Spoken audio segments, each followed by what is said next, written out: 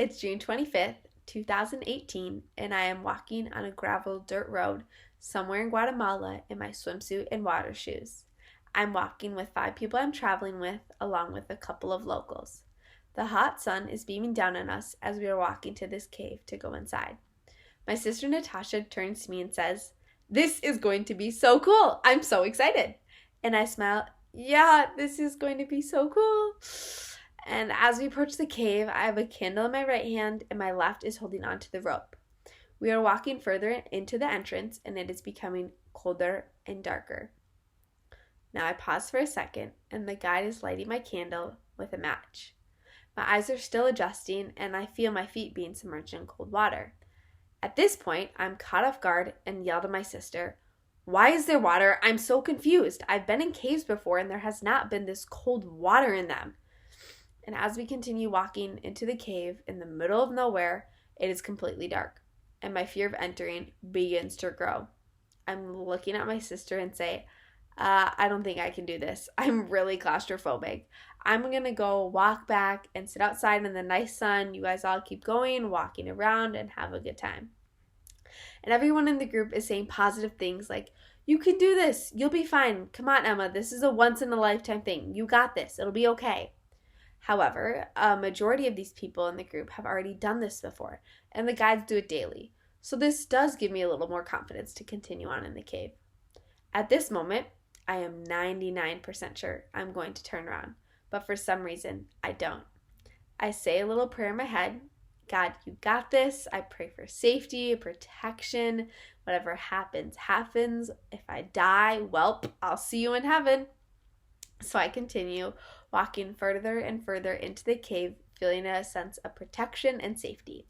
But now it's getting even darker and colder, and the water is getting deeper to the point where my feet are unable to touch the ground. I'm pulling myself on a rope to the rocks and begin climbing up this tiny, narrow rock.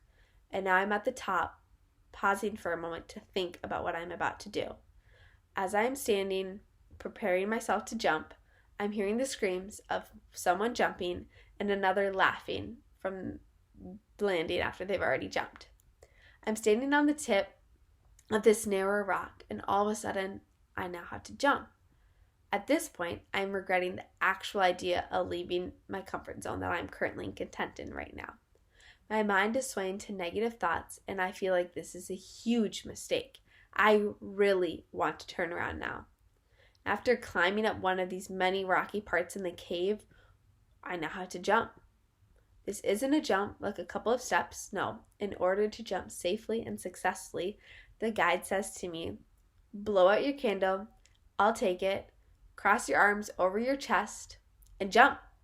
And I'm nodding my head yes to him, and I begin to cross my arms over my chest, blow out my candle, hand it to the guide, and prepare to jump through this small hole that water is flowing through. I'm looking into a dark pit that I cannot see where I'm going to land. I have absolutely no idea how long I'll be underwater for. There is no visible light, and I'm relying on complete trust in our guides that they know what they are doing and that everything will be okay. The time has come for me to take this jump into uncharted waters. The anticipation of the unknown that lies ahead intimidates me, and I feel my heart rate rapidly building up.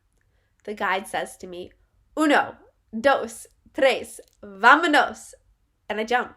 As I'm falling down, time seems to stop.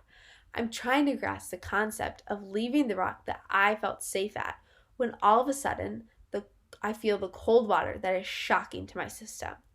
I'm sliding through this rocky yet smooth hole and fall into an unknown part of the cave. I'm coming up out of freezing water, feeling a shock through my entire body as I'm taking a breath of fresh air, breathing with God alongside me. Just as I was afraid, so was Peter in the book of Matthew. Jesus was walking on water, and Peter was walking toward him, sinking, crying out for help. But leading up to that, you see, Jesus and his disciples were on this lake. But when the disciples see Jesus in the distance, they don't realize it's him. They think he's a ghost, and they're doubting him, and their expectation of him is really different than who Jesus actually is. And that's very similar to my situation. I, too, was doubting Jesus. I had different expectations of him. Like in the book of Matthew, particularly Matthew 14, Jesus is walking on the water. The disciples feared Jesus walking on the water, and I too feared going through the water. But Jesus says, don't be afraid. Matthew 14:27. Jesus reaches out his hand for us and guides us. Just as he guided Peter walking in Matthew 14:31, he guided me through the cave. Just like Jesus was there for Peter as he was sinking, he was there for me as I plunged into this unknown water. This was also a good reminder to not have little faith and doubt, but rather trust in him completely. When Peter was afraid and beginning to sink, he cried out, "Lord, save me," Matthew 14:30, and Jesus was there giving him his hand.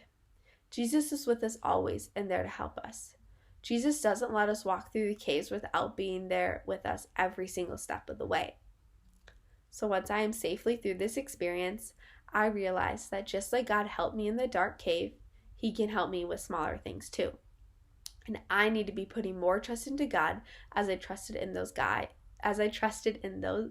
guides in the caves. The security around me was noticeable, yet the confidence I was putting into God was even more prominent. Here's our guide and compass through these uncharted waters. I believe that the only way to achieve self-growth and expand our relationship with God is to push ourselves into our zone of uncomfort and to explore the unknown. The security of knowing what is behind me and the path I have already walked is almost enough to make me turn around. But instead, I listened to God and I took that jump.